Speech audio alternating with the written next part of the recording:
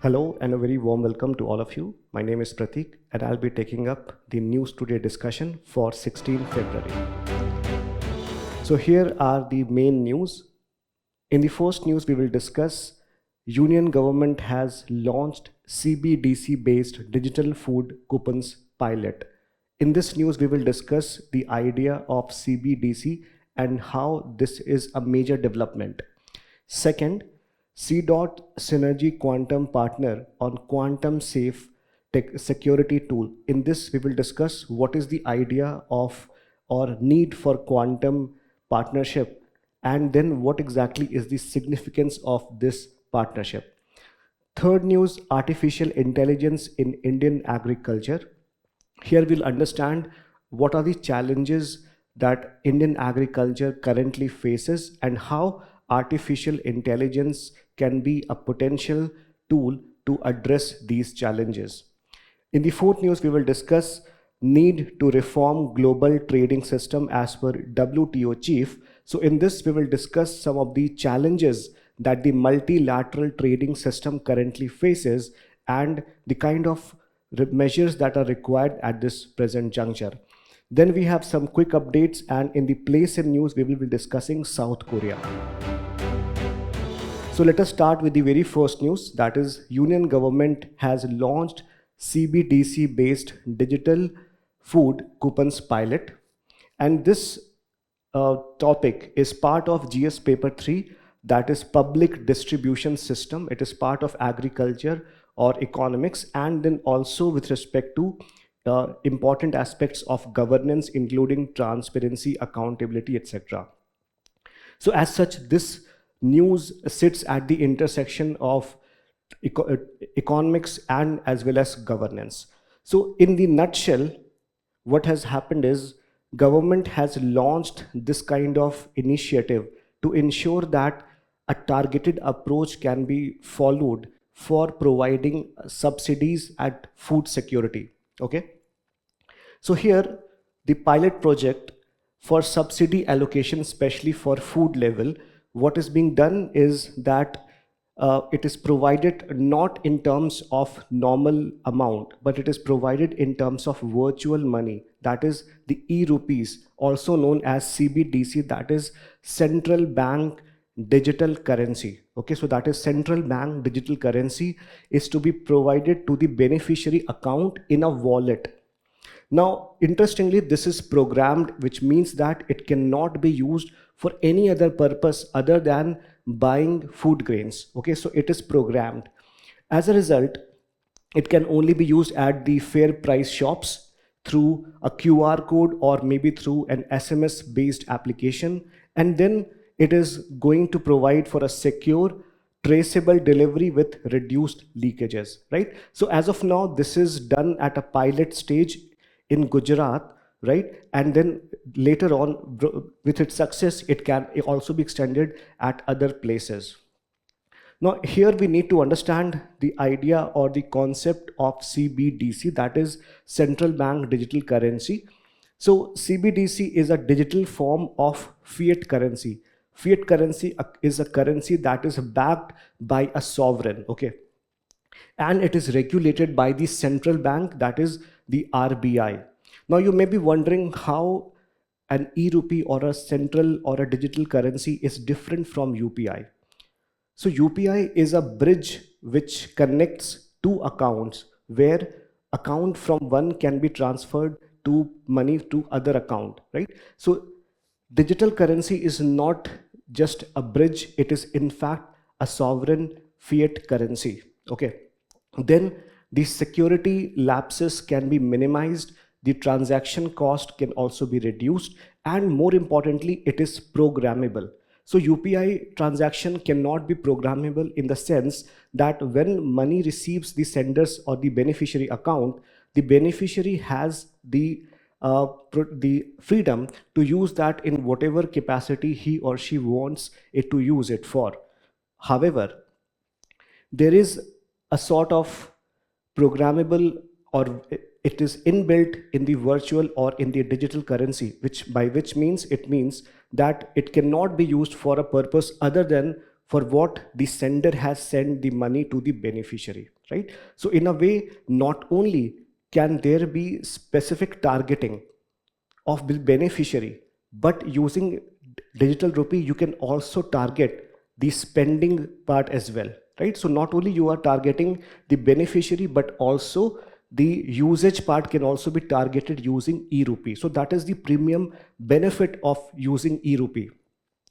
So it does have a legal status, which means that it has a legal tender, which means that nobody can deny accepting e-rupee.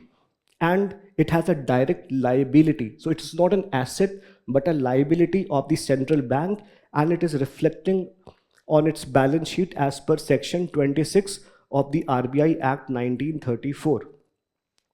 Then in terms of denomination, it is issued in sovereign currency, that is rupees, and available in the same denomination as physical cash. So for example, 100 rupees note, 200 rupees note, 500, all of them are also available via e-rupee as well. And in terms of launch, it was launched, the whole idea was discussed way back in 2017, and finally it was launched in 2022, and this was done through two phases. In the first phase, digital rupee was introduced at the wholesale level, that is e-rupee at W, and then it was also launched at the retail level, that is for individual consumption or for individual transfer, that is e-rupee R. Now, in terms of the significance, we have already covered a lot of ground, but here are some of the important ways in which they are crucial. So first is that it provides for financial inclusion, right? Because here the beneficiaries can be targeted, and through digital wallet, it is possible to target the beneficiary in a very specific way. Second, it provides for transparency and leak proofing. Transparency in the sense that the sender, the government knows where the money is going, right? And it is leak proof in the sense that there is no intermediary in between. And more importantly, it is programmable payments, which means that government can track where the spending is happening, and it can program it so that the welfare spending can be spent for the purpose for which it is programmed and not for any other purpose. For example, if the government is providing subsidies for education, it would not be misused for purchase of anything other than education tools, right? So because of the fact that India is still a developing country and we are a welfare state, subsidies part will remain a very important part of our development strategy, right? Therefore, it is important that we track not just the beneficiary, but also the spending pattern, and use of CBDC will enable us to do that. In terms of PYQs, UPSC has asked, what are the major challenges of PDS in India? How can it be made effective and transparent? Now, in terms of the solution, you can use of CBDC in terms of PDS can help it more transparent. It can make it more secure. It can also be reprogrammed or programmed, right? So this can be given as some of the suggestions to improve the efficacy of PDS in India. Now, in the second news, CDOT and Synergy Quantum Synergy Quantum have partnered, or they have signed a deal on quantum safe security tool, okay? And this news essentially is part of cyber security, but it can also be part of quantum computing, that is again part of science and technology. Now here, let me explain the big picture. So the big picture here is that we have currently, most of the computers are traditional computing, that is they work in binary, that is 0 and 1, okay? But then there is another form of computing, that is quantum computing, and quantum computing works through qubits, that is it can stay at 0 or 1 state at simultaneously.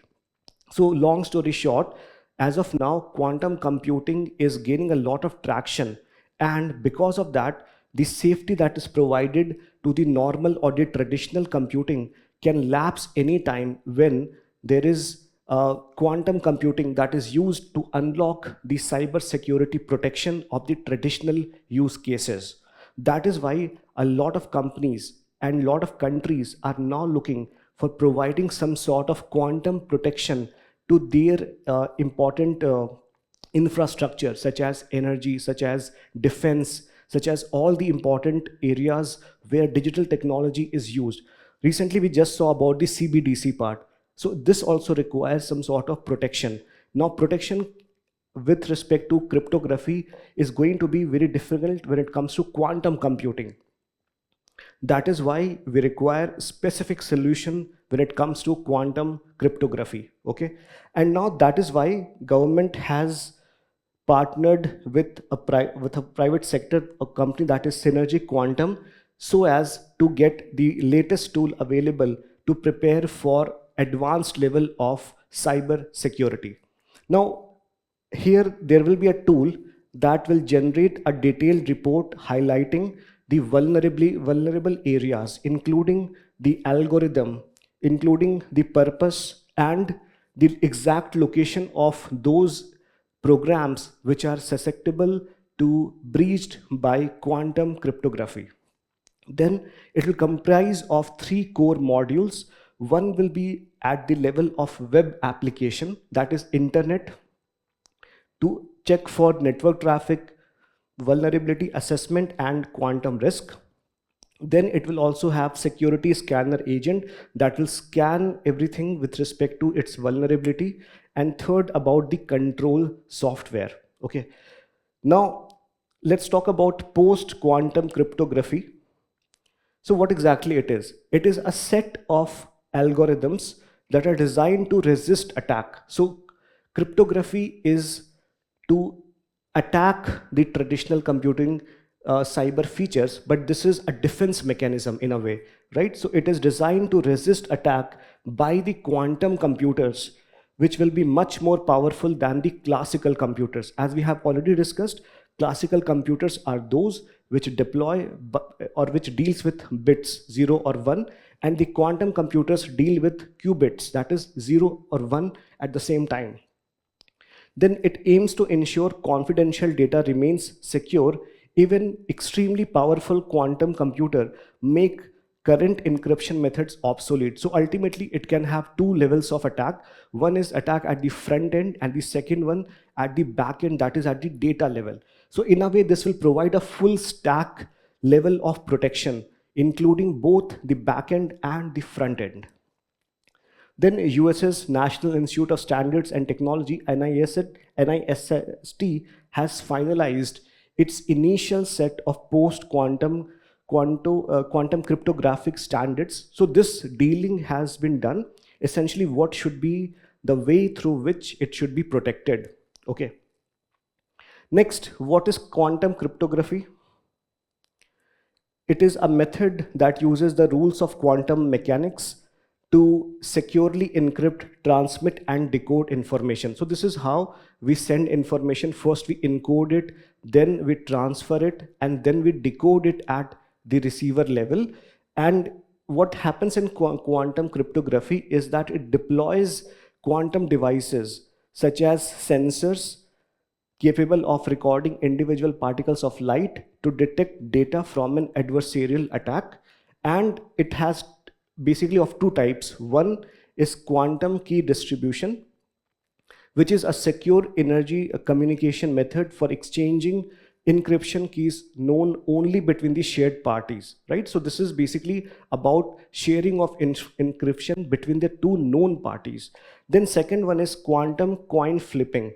And here it is a type of cryptographic primitive that allows 2 parties who do not trust each other to agree on a set of parameters. So these are the 2 types of quantum cryptography. Okay. Now, what kind of previous year questions have come from this? So largely the question have limited itself to cyber security, and the question was very simple. What are the different elements of cyber security? Keeping in view the challenges in cyber security, examine the extent to which India has successfully developed a comprehensive national cyber security strategy. Now, in this, we can also add about the recent agreement that CDOT has made with the private sector to ensure that quantum cryptography is also part of India's cyber security arsenal. Okay. Next news, artificial intelligence in Indian agriculture. And this is part of GS paper 3, where there's a topic called e-technology in the aid of farmer. And then there is another topic that is indigenization of technology. Again in GS paper 3. In fact, AI remains one of the prominent topic which has overlap in several other themes. Now the context is very simple. Context is that recently India is going to, or India is, from today itself, India is going to host the India AI Summit, AI Impact Summit, right? So in this context, what India is pitching for is how AI can be used for the global south and for purpose of peace and development, okay? Now, in this context, agriculture remains very important because of the way it employs the number of people. So, for example, in India, close to 45% of or around 50% of India's population is employed in the agricultural sector, and agriculture roughly contributes around 18% of India's GDP. At the same time, if you look at the agriculture sector in India, it is plagued by several challenges. What are these challenges? First, the productivity remains very low. Second, it is not that remunerative. If you look at the average annual incomes of farming household, it is roughly around $1,500, which is quite low compared to the developed country, which has this number in terms of $5,000 or $10,000. So in India, agriculture is largely done at the small and marginal level, which means that the ownership level is very less because of the fact that the land system is fragmented in nature. Secondly, if you look at the number of farmers which are in debt, it is more than 50%. Then there is 30% of India's land that is degraded, and there is expected decrease in crop yields in India by 2080 is around 10 to 40% as per due to climate change, as per WEF report, World Economic Forum report. So what we have seen is that agriculture sector is facing a lot of challenges, and in this, AI can really help out, and AI can play a significant role. Now, AI's role can be looked at in all those phases where agriculture is done. So the first phase is pre-harvesting of crop, or pre-agriculture or pre-harvesting. Second is during farming, and third is after farming or post-farming. So before farming, before the actual production of crops, what is required is proper understanding of the soil, nature of the soil and its requirement, because ultimately different soil types would require a different kind of crop. Okay, so this assessment is very much required, and here AI can play a significant role. Secondly, AI can also help in utilization of inputs in a very sustainable manner. In fact, there was a report by a startup that was there in Tamil Nadu. It showed that by using precision farming and by utilization of proper tools, it enhanced its productivity 30 times. Okay, so before farming, it can help in terms of soil, understanding the nature of soil, and it can also help in precision farming. And during the time of farming, AI can help in providing information or advisories based on weather. It can also help in providing what kind of weeds should be expected and how weeds should be displaced. And after the farming is done, AI can help in providing market related information in terms of how to explain or how to properly go for market price mechanism discovery, etc. So as we can see that AI has application in all across the agricultural value chain.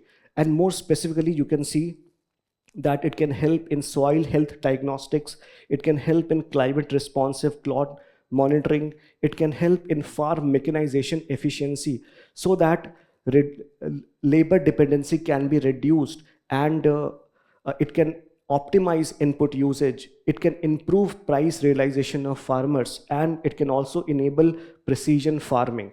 So all of these are some of the key applications of AI in agriculture. So this is basically the theory part, the potential part. Then, then to realize this potential, government has taken several measures. So these are some of the measures that the government has taken in light of the potential that AI has for agriculture. Now for this, we can see some of the measures like Kisan E-Mitra. So what is Kisan E-Mitra does? It is a voice-enabled AI powered chatbot, and this is available in multiple languages. Okay, so it provides for all kind of advisory which farmer require in terms of all the stages of agriculture.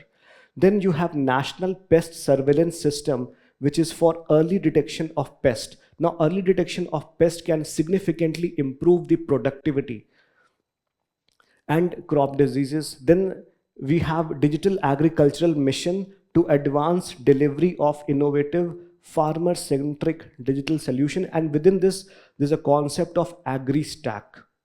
Now agri stack, what it does, it prepares a complete profile of the farmer, the kind of land he has, and the kind of products that he's pushing out. So in terms of understanding all the kind of challenges that a farmer is facing, and what kind of solutions can be provided to that particular farmer in terms of providing subsidies, in terms of waiver of loans that he might have taken. So all sort of support can be provided through agri stack.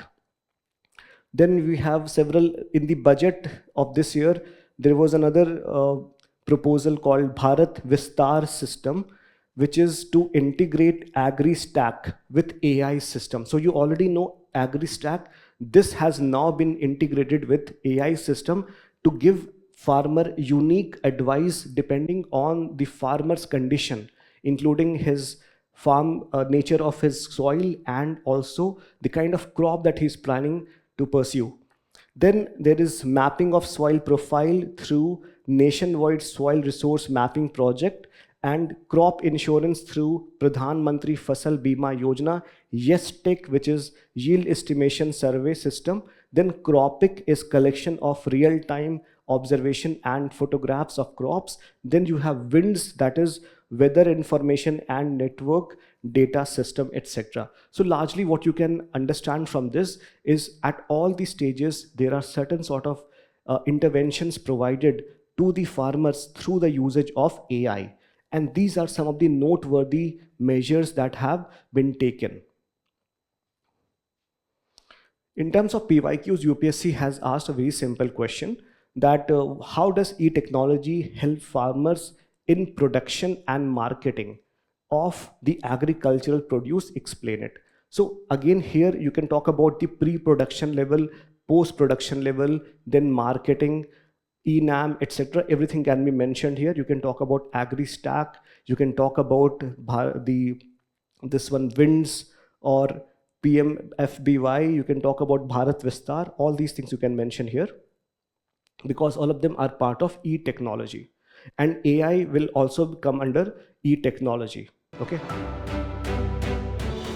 Next topic is taken from a recent speech by WTO chief, who said that in a security Munich security conference that we need to reform the global trading system, right? So this becomes important from the perspective of GS2, which has important international institutions. We need to understand their structure, their mandate, and the reforms that it requires. And also in GS paper 3, where we have this topic of liberalization of economy and its effect, and also how we need to understand these functions, these organizations impact Indian sector, especially the agriculture and services sector.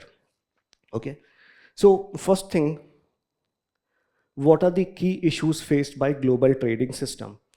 Especially since the advent of Donald Trump, we have seen that the WTO remains paralyzed. Okay, and WTO was formed as a multilateral organization to ensure that there is a rule-based trading system, right? So that even the dominant countries would not violate those rules and ensure that there is a harmony of trade relations. Because of that, it led to a system where countries were able to trade themselves in a very fair way, and if there was any sort of dispute, it could be resolved in a harmonious and principled way.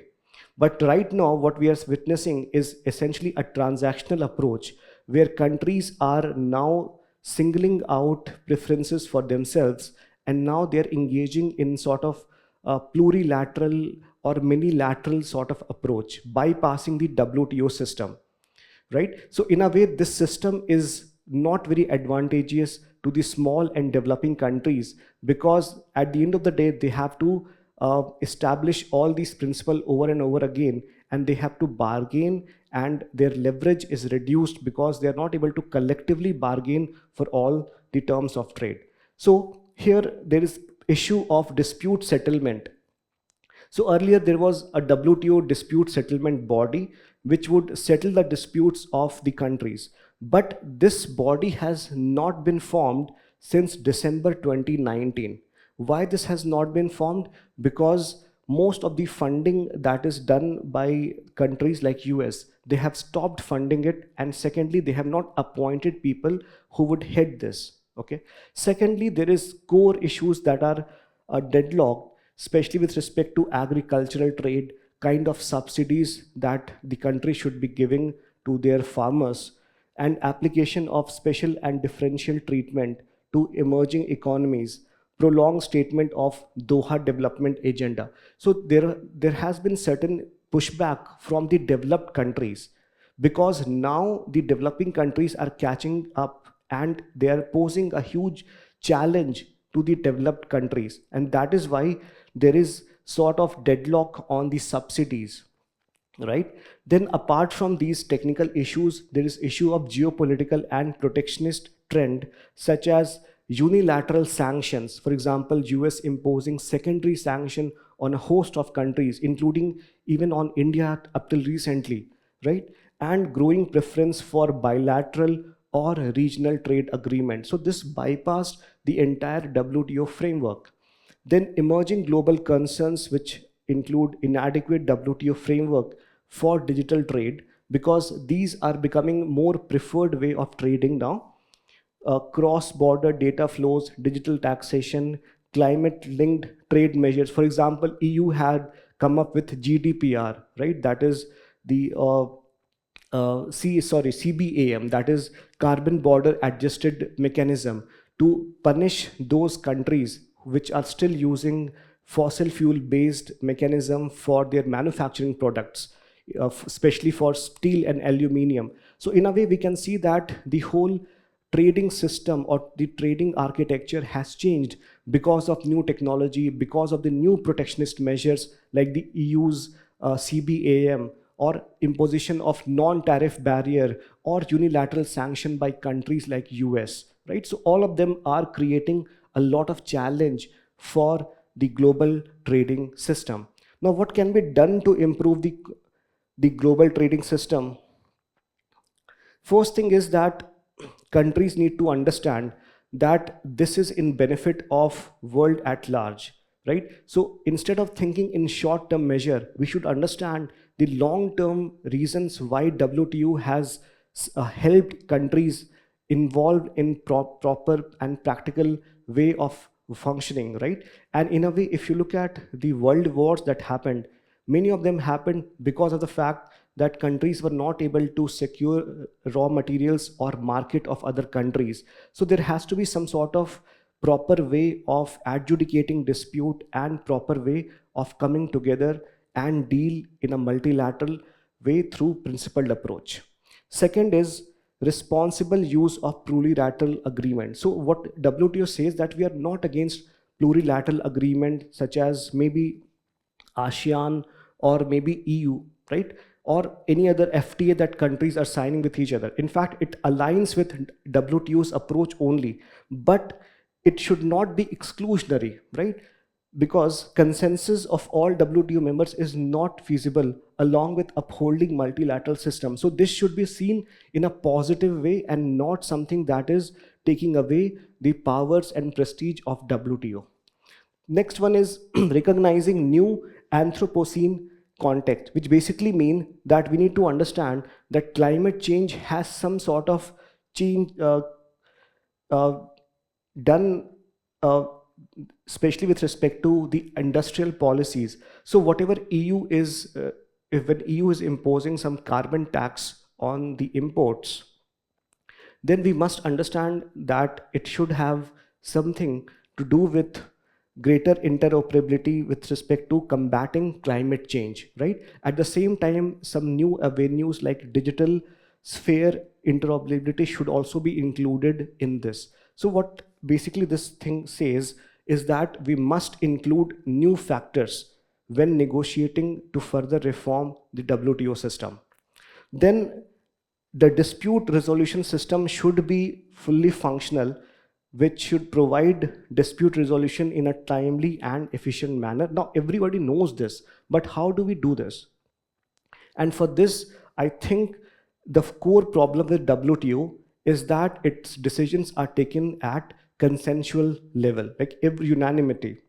So if all the members are accepting to some proposal, then only that will be taken up.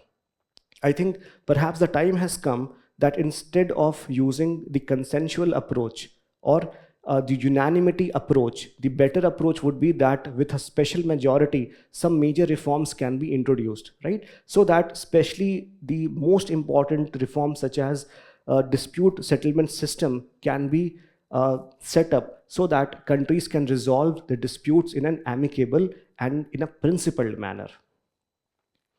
Now, in terms of some of the basics of WTO, it was established in 1995 post Marrakesh Agreement, and it was successor to GATT, that was General Agreement on Tariffs and Trade. So how WTO is different from GATT? So GATT largely talked about manufacturing sector, right? It was about goods, and WTO not only has goods, it also has invisibles, that is services. So its scope is more broader compared to GATT. Then it has 166 members, including India. Headquarters is in Geneva, Switzerland, and decisions are taken at the level based on consensus, right? Unanimity. So this part perhaps needs to be changed, and it perhaps some sort of security, some special majority can be introduced so that the long pending reforms can be introduced. Now, in terms of PYQs, the question that UPSC asked was at the intersection of Indian policy with respect to what was happening at the level of WTO. So, what are the direct and indirect subsidies provided to farm sector in India? Discuss the issues raised by WTO in relation to the agricultural subsidies. So what the problem in agriculture sector is this, that WTO does allow providing subsidies, right? But beyond a certain point, if a member country provides subsidies to its farmer, it may become uncompetitive for the other countries to do business here, right? But in India's case and all the developing country, they have a different case, because in India, we provide subsidies to farmer not as a means of improving our competitiveness, but as a means of survival of our small and marginal farmers, right? So again, India's case has been considered, and there has been a peace clause which prevents the WTO members to impose sanctions on India. Okay. Now let's talk about the Placein news, where the Placein news that we are discussing is South Korea, that is also called as Republic of Korea, and People's Republic of Korea is what is North Korea. So why this was in news? Because India and South Korea has recently held 6th Foreign Policy and Security Dialogue. Okay. So this signals how close we have come to the bilateral level with respect to South Korea, because a country will not have this kind of dialogue unless it is strategically significant. Now, in terms of its political features, you can see that it is part of East Asia. Okay, so you have Southeast Asia, which contains largely 10 countries, 10 ASEAN countries plus East Timor. Now, East Asia has countries like China, Mongolia, Japan, North Korea, and South Korea. So largely there are 6 countries which are part of East Asia. And if you look at the boundaries of South Korea, it is this, that is 38th parallel. Okay, so this is 38th parallel. It separates this from South Korea, and it is surrounded by 3 rivers. Here you have East Sea, that is Sea of Japan, and then towards the western side you have Yellow Sea, and towards the south you have East China Sea. So this is how the physical features of South Korea are. And in terms of geographical features, Korean Strait separates it from Japan. Its highest peak is Mount Hala on Jeju Island, and major rivers are Han, Jeum, and Nakdong. Okay, so this is about the place in news, South Korea. Now let us discuss quick updates. So here the first news is on Food Safety and Standards Authority of India, the food regulator of the India. And why it was in news? Because Supreme Court has recently urged FSSAI to consider front of pack labels warning of high sugar, fat, and sodium in food. Now we all know that we are now witnessing a health epidemic where the communicable disease are outpacing the communicable disease, which basically means that the lifestyle or disorder in India is spreading at a very high pace, right? And one of the reasons why this happens is because the people are not aware of the kind of food that they are consuming. That is why it is essential that the FOP labeling, front of pack labeling, is made as reachable, as transparent as possible, so that people can look for themselves the kind of sugar, salt, sodium, fat, etc. is there in the food and can avoid them. So FAP is nutrition labeling system to help consumer make informed and healthier purchasing decision. And front of pack basically means that it is provided at the front of the pack itself instead of in the very smaller portion towards the back. Then with respect to this draft FSS labeling and display amendment regulations 2025 was proposed to nutrition related information, but as of now it has not been agreed. Now with respect to FSSAI, it is a regulatory body and it is a statutory body, which means that it has been constructed or it has been created through an act of law or act of parliament. So it is a statutory body. It was created in 2006. So it basically means that it is the 20th anniversary of the creation of FSSAI, which means that this becomes very important from the perspective of prelims. Now, what is the mandate? What is the objective of FSSAI? It is to lay down or provide science-based standards, and it regulates food manufacture, storage, distribution, sale, and import, ensuring safety. And it has taken one very important initiative called Eat Right India, where they emphasized that you should be eating a well-balanced diet, including in foods that are rich in protein and calcium, etc.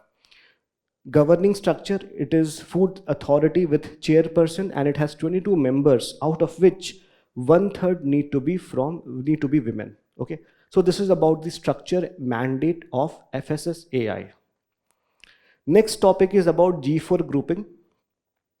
So we have talked about the WTO reforms, and in international relations, UN reforms are also gaining a lot of traction, especially because in 2025, it was the 80th year of UN formation. And then a series of initiatives were taken that were called as UN at 80. Within this, one of the key reforms that needs to be taken is the membership reform and veto reform. And this is where G4 comes into picture. So G4 is nothing but a member, a grouping consisting of some of the 4 important members: India, Brazil, Germany, and Japan, and they want to be included as permanent member of Security Council.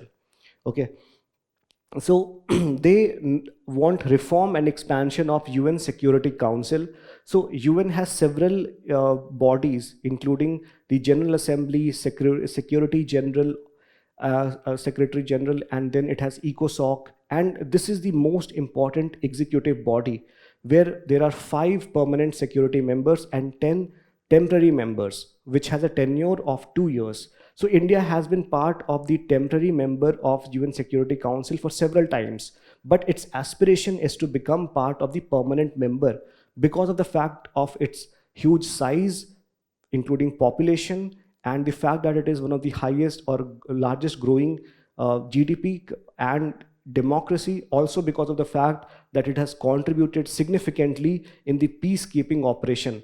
So India wants to be part of UN Security Council permanent member, and it uses G4 as a means to push for these reforms. Apart from G4, there's another group that is opposing the membership of G4 in the Security Council. Tell me that name of that group, okay? Next is Twin Tube Road cum Rail Tunnel Project. Now this is in news because Cabinet Committee on Economic Affairs have approved the construction of India's first underwater twin tube road cum rail tunnel project to enhance connectivity in Northeast, right? So here the project is located under river Brahmaputra, and it is to be developed under EPC mode. If you don't know what EPC mode is, it is one of the type of investment model, type of a PPP model, where there is an agreement between government and contractor, where the contractor agrees to provide engineering, procurement, and construction services, and largely the funding is provided by the government. Okay, so it's a public-private partnership model where the contractor is doing this thing, EPC thing, and government is providing the funding. Now, what are the features? It provides for 4-lane access controlled greenfield.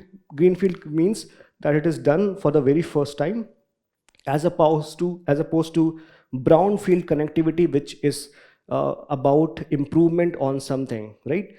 And it includes a 15.79 kilometer twin tube tunnel under Brahmaputra, connects Gopur on NH15 and Numaligarh on NH715 in Assam. Next, default loss guarantees, DLGs. So why this is in news is because RBI has said that DLGs for NBFCs will be considered with respect to potential loan losses. So understand this. When any company, or especially NBFCs, takes any loan, for example, it takes 100 crore loan, then there is need, sometimes it's always good idea that a third party backs the loan that the NBFC has taken.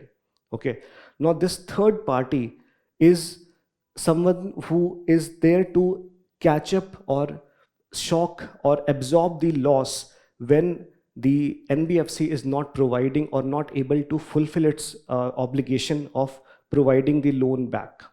Now this is where RBI has come into picture, and RBI has said that now we have restoring the use of DLGs. So a third party can now provide that guarantee that in case the NBFC is not able to provide or is not able to settle its loan, then the third party will provide some money in that regard.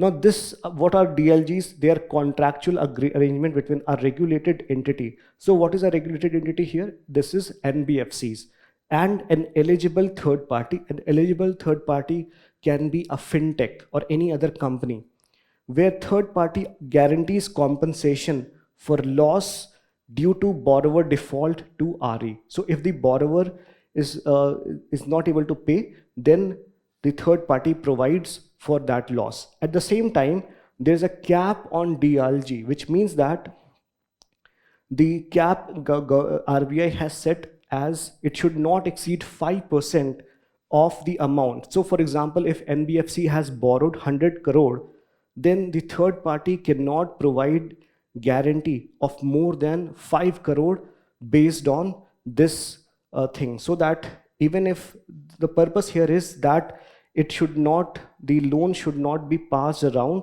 and it should not lead to moral hazard. Okay, so at the same, so RBI has done a very good balancing job here, where on one hand it had allowed for more loans to be taken by the third part, by the regulated entities like NBFCs, because when a company gives loan, then you have to set aside certain money for provisioning. Okay, then also it has ensured that this loan is not too high by putting up a cap, right?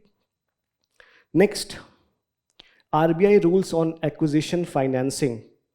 RBI has issued amendment in the directions to allow banks to provide higher acquisition financing. See, acquisition financing is when a company A wants to buy a controlling stake in company B. For example, if company A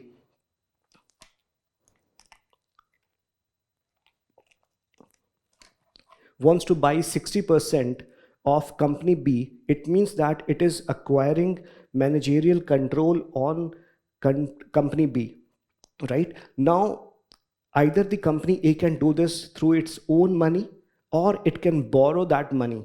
Now, borrowing that money to acquire a company is what is called as acquisition financing. Okay. So earlier, it was 10% money could be provided to those companies, but now this cap has been increased from 10% to 20%. For example, if a company A is worth 100 crore, earlier the amount for acquisition financing was 10 crore, but now this limit has been given to 20 crore. Right? So if by using 20 crore, if company A can buy say 60% of company B, then that would be what is called as acquisition control of or financing of company A. Right? Now banks can lend up to 75% of acquisition value. So for example, if a company requires 10 crores, so 7.5 crore could be given by banks and 25% can be used by the company which wants to buy company B. Okay. Now acquisition can be through equity shares or compulsory convertible debentures. What are debentures? Debentures are like bonds only.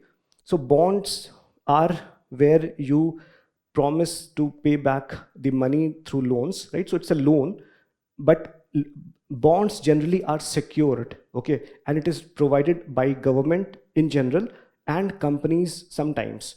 But debentures are largely unsecured. They are provided by companies, and also this compulsory convertible debentures means that in the long term these debentures will be converted into equity. Okay, so these are the way through which acquisition can be done, either through equity shares or through compulsory convertible debentures. Next, India's power generation capacity.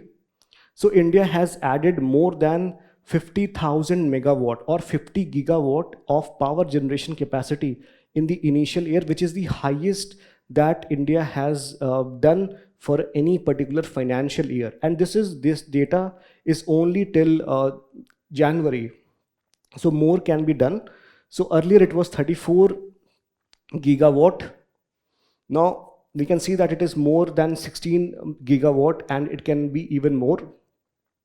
And the good part is that most of this has come from the renewable source, and within renewable source also the most of this generation capacity has come from solar energy, right? So now if you look at the total installed power capacity, it is approx 520,000 megawatt, that is 520 gigawatt, where you have fossil fuel based is 248.5 gigawatt, non-fossil fuel is 272.5, and then within nuclear is this 8,800 megawatt, and renewable energy source is close to 263,200 megawatt, right? So what this says is now that India has already achieved the 50% energy source through non-renewable source, as was committed under a climate obligation that India had. Now The second thing that India, you should know, is that even though India has doing really well in terms of generation of this thing, of fossil fuel based capacity, at the non-fossil fuel based capacity, at the same time, it is important that we understand that generation does not mean the proper usage of electricity, because there's also some sort of problem with respect to grid stability, and the fact that the solar system, not solar plants will not be operational during the night, and the wind sources will not be operational when the winds are not blowing. So there are inherent limitations here, but at the same time, because of several other measures, there is a huge potential increase in the generation capacities, right? Now, in terms of the next news, we have Kamla hydroelectric project, and this has been recommended. EAC has recommended clearance of the construction of Kamla hydroelectric project, and this is being done in Arunachal Pradesh. Now, what is important here is that it has two objectives of power generation and flood moderation, two of the things that are very vitally important in the northeastern state of Arunachal Pradesh. Then it is proposed by the National Hydroelectric Power Corporation, that is NHPC Limited. It is located on River Kamla, a major right bank tributary of Subansiri River in Lower Subansiri district of Arunachal Pradesh. And Subansiri River itself is a tributary of the Brahmaputra River. Now, total installed capacity of the project is 1800 megawatt. Right, so this is what we should be aware of this, where it is located, what is the installed capacity, which river system is involved here, and of which river is the river that is being talked about tributary of. In the last news, the second last news is about DRIP, that is Dam Rehabilitation and Improvement Project, where we need to know that a recent conference on dam safety, ICDCS 2026, was held at Indian Institute of Science under DRIP phase 2 and 3. So what is DRIP? DRIP is your dam rehabilitation and improvement project. Objective is increase safety of the selected dams in participating states and strengthen dam safety management in India. The implementing agency is Department of Water Resources, River Development and Ganga Rejuvenation through Central Water Commission, CWC, and the funding pattern is 80-20 in special category states, 70-30 in general category, and 50-50 in central agencies. The timeline is from 2021 to 2031, that is DRIP phase 2 and 3. DRIP phase 1 was implemented during 2012 to 2021. Last news is about chair pheasant. Now this was in news because there has been a population decline of chair pheasant, and it is because of hunting and habitat destruction. Now what do we need to know about this? The habitat is mainly found in mid-montane grassland of Western Himalaya across its global range, including India, Pakistan and Nepal. Chair refers to birds' occurrence near the cheer pine forest, and pheasant means a member of the game bird family, which means these were used to be hunted, which mostly include ground-dwelling birds. In terms of its conservation status, it is vulnerable as per IUCN and in Appendix 1 as per CITES, and Wildlife Protection Act WPA, under this, it is under Schedule 1. Okay, so these are the important conservation status of this particular pheasant. So this is all about the news today for 16 February. Hope it was useful. Make sure that you also cover or complete the questions popping up in your screen. Thank you and good night.